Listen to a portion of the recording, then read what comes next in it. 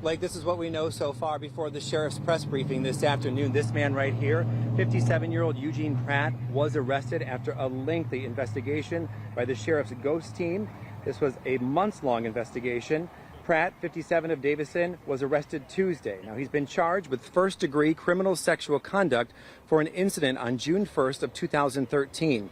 Investigators have reason to believe there are at least 15 other victims. Now, Pratt was a teacher and a swim team coach at Kersley's Armstrong Middle School in Genesee County in the 90s. After working for Kersley, he held positions at Beecher High School as the principal of the middle and high school. And Swanson said he also worked in education in Hamtramck outside of Detroit, and that he worked for New Paths here in Flint, an organization that helps young people recover from addiction. They've been investigating for several months, and he's the son of late Greater Flint Area Sports Hall of Fame coach Jack Pratt. Now, Pratt was given a $25,000 bond with tether. The sheriff is going to release more details today, this afternoon, at his press briefing. We will be there, and we'll have the latest information for you. For now, reporting live in downtown Flint, I'm David Custer. Blake, back to you. And I'm David Custer in our Flint studio. 57-year-old Eugene Pratt has been charged with one count of first-degree criminal sexual conduct. But the sheriff told me in a sit-down interview he believes there's more to come. If you're asking any questions, sir. 57-year-old Eugene Pratt in handcuffs walked through the lobby of the Genesee County Jail to be booked, arrested, accused of sexually assaulting a former student in 2013. Potential pattern of using positions of authority in the school setting to victimize vulnerable people, kids. Genesee County Sheriff Chris Swanson says his ghost unit began investigating Pratt from a tip received back in February. I'm going to tell you how we got to where we are over all these years. They arrested him last week, but couldn't produce enough evidence to charge him within 72 hours and had to let him go. We found that there was more victims. We found victims' names, and we went on an active search to find them. Now, many times these victims, they're scared to come forward. Pratt was arrested again Tuesday, and Swanson says they found 15 victims, all young males ranging from their teens to their early 20s, over the course of Pratt's entire career in education that started in 1986 as a student teacher at Beecher Middle School. From there, he worked in Kersley, Grand Blanc, and Hamady as a student teacher.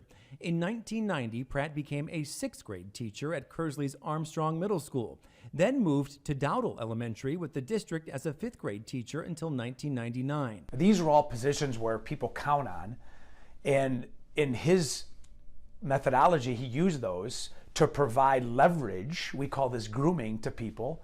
Swanson says Pratt also held jobs in Davison and Hamady, but it was from his stint in Beecher as the principal of alternative education from 2006 to 2013 that raised red flags, as 3 civil cases were brought forward against him. All were settled with non-disclosure agreements. Pratt left Beecher and worked as the dean of students at a school in Hamtramck and most recently at New Paths in Flint, a center helping people of all ages with addiction. If you have, whether it's Eugene Pratt or anybody else, withheld information where victims could have been exonerated, could have been set free, could have had their voices heard, then you are culpable. Pratt is the son of the late Greater Flint Hall of Fame football coach Jack Pratt. Swanson says Eugene Pratt's entire family is devastated, and Swanson hopes that putting this information out there will lead to more people coming forward. Because it could trigger something where people think, wait a second, that was a pivot point when my so-and-so came forward. Now, Pratt was given a $25,000 cash bond with tether. As of right now, he's still in jail, and Sheriff Swanson just texted me that tips are pouring in.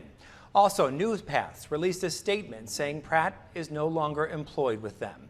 Now, if you know someone or you may be a victim of sexual assault, you need to contact the Victim Services number at 810-257-3422 or the YMCA in Flint at 810-238-7233.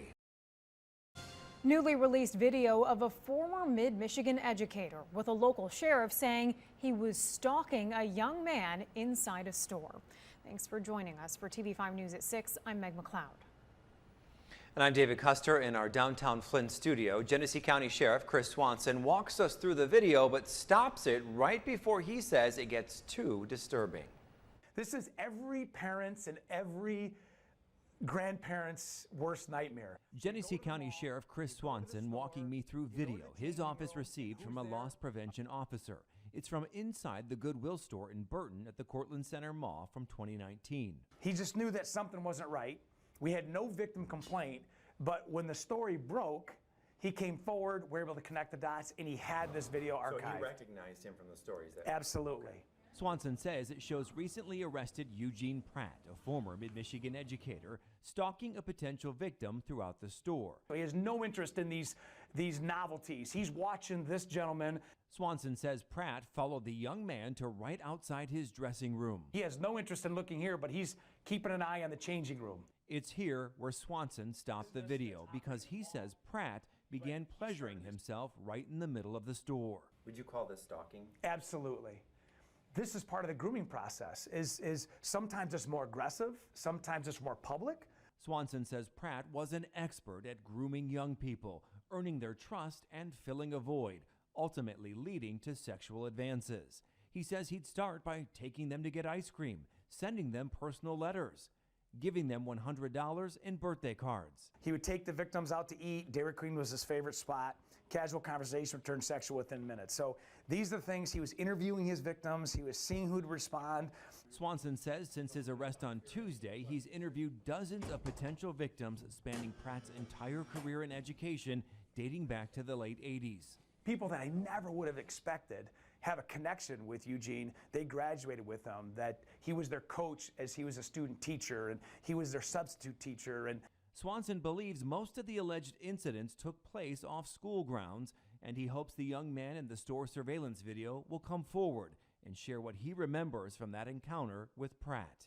Anticipate that we're going to bring something to the prosecutor. When that is, I'm not in a rush. He's still in jail now. He's still locked up. He still has a bond, but he's not tethered out to anyone. So he's not a threat as of right this moment. Now, Pratt remains in the Genesee County Jail on a $25,000 cash bond.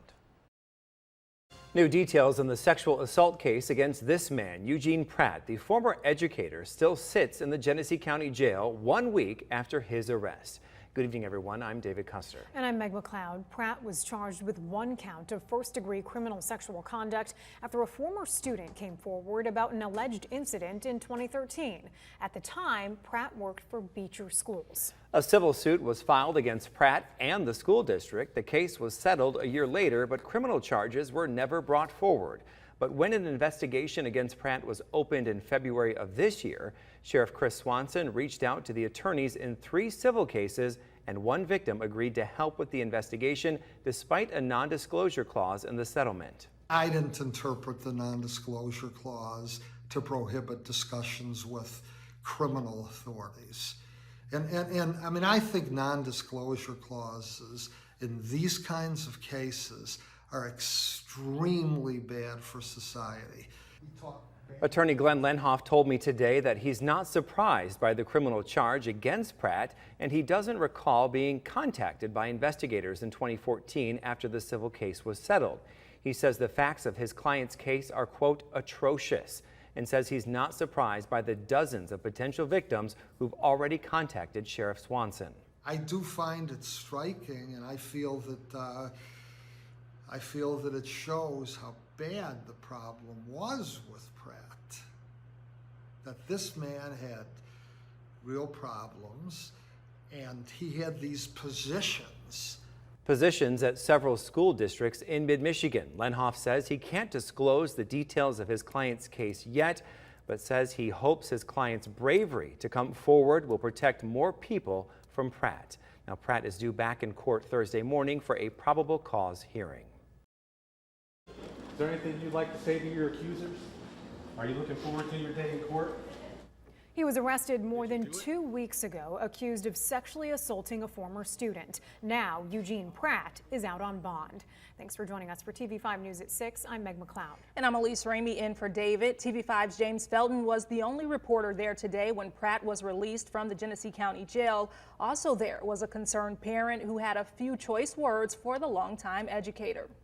It's really sickening, you're a pervert. That's the voice of Sharice Jordan directing her angry words towards Eugene Pratt. Pratt bonded out of the Genesee County Jail with a tether. Pratt is accused of first-degree criminal sexual conduct for allegedly sexually assaulting a former student in 2013. Jordan says she had kids who attended Beecher High School when Pratt was the principal there. Jordan tells us nothing happened to her children, but seeing Pratt walk out of jail had her Pissed off.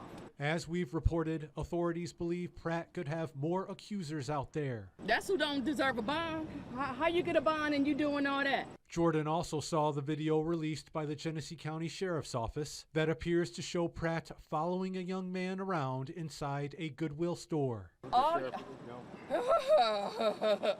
yeah, I did. I was like, yuck. Yeah, I saw it. Yeah.